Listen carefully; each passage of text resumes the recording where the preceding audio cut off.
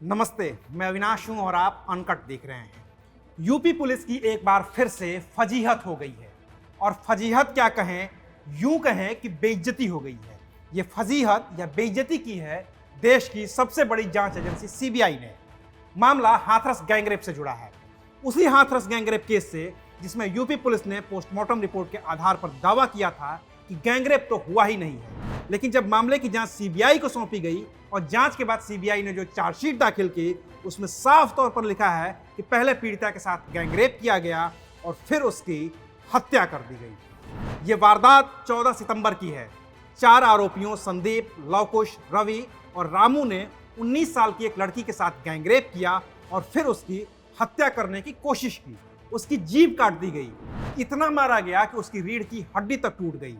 गंभीर हालत में लड़की को पहले अलीगढ़ और फिर दिल्ली के सफदरजंग अस्पताल में भर्ती करवाया गया। 14 दिनों के इलाज के बाद 29 सितंबर को लड़की की मौत हो गई। इस दौरान पुलिस ने इस केस के 4 आरोपियों संदीप, लवकुश, रवि और रामू को एक एक करके गिरफ्तार कर लिया था।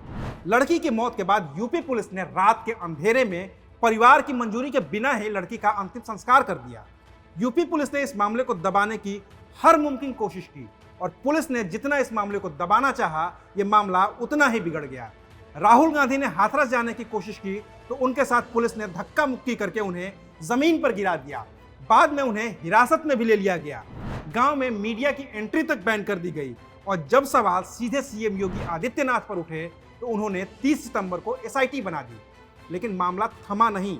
इस बीच यूपी पुलिस की ओर से पोस्टमार्टम रिपोर्ट के आधार पर ADG law and order Prashant Kumar ने यह दावा कर दिया कि रेप तो हुआ ही नहीं है। यह गलत जानकारी फैलाई गई है ताकि जातिगत तनाव फैलाया जा सके। जो सैंपल एकत्रित किए गए थे उसमें किसी तरह का स्पर्म और शुक्राणु नहीं पाया गया है। इससे स्पष्ट होता है कि कुछ लोगों के द्वारा प्रदेश में गलत तरीके से जातीय तनाव पैदा करने के लिए इस तरह की चीज़ें कराई गईं। इस बीच यूपी पुलिस पर सवाल उठने लगे तो सीएम योगी की ओर से मामले की सीबीआई जांच की सिफारिश कर दी गई। तारीख थी 3 अक्टूबर। सीबीआई ने जांच शुरू कर दी।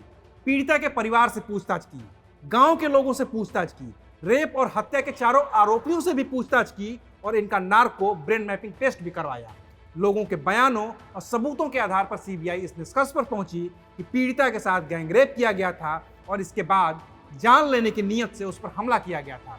18 दिसंबर को इस केस की इन्वेस्टिगेशन ऑफिसर सीमा पाहुजा और सीबीआई के अफसरों ने हाथरस जिले की SC/ST कोर्ट में अपनी चार्जशीट दाखिल कर दी, जिसमें गैंगरेप और हत्या की बात लिखी हुई थी और इसका आधार पीड़िता का बयान था। लेकिन सवाल यह है कि यूपी के ADG law and order Prashant Kumar ने कैसे दावा कर दिया था कि पीड़िता से रेप नहीं हुआ है। कैसे उन्होंने दावा कर दिया कि गैंगरेप की बात झूठी है और यह सिर्फ जातिगत तनाव फैलाने के लिए अफवाह फैलाई गई थी। सीबीआई की इस चार्जशीट से तो फिलहाल यूपी पुलिस का ही झूठ बेनकाब होता हुआ दिख रहा है। साफ दिख रहा है कि यूपी पुलिस ने खुद को बचाने के लिए गैंगरेप की बात से इनकार किया था और अब जब सीबीआई ने यूपी पुलिस की बातों को ही झूठा साबित कर दिया है तो क्या यूपी पुलिस के उन बड़े बड़े अफसरों पर सीएम योगी एक्शन लेंगे जो ये दावा कर रहे थे कि जातिगत तनाव फैलाने के लिए ही गैंगरेप की अफवाह फैलाई गई थी। जाहिर है कि यूपी पुलिस की अब पहले से भी ज्यादा फजीहत हो गई है। हाथरस केस में एक के बाद एक झूठ बोलती रही यूपी पुलिस के झूठ से देश की सबसे बड़ी जांच एजेंसी ने पर्दा उठा दिया है। अब इस पर आखिरी मोहर तो कोर्ट को ही लगानी है। इस केस से जुड़े जो भी अपडेट्स होंगे हम आपको बताएंगे। देखते रहिए अनकट। शुक्रिया।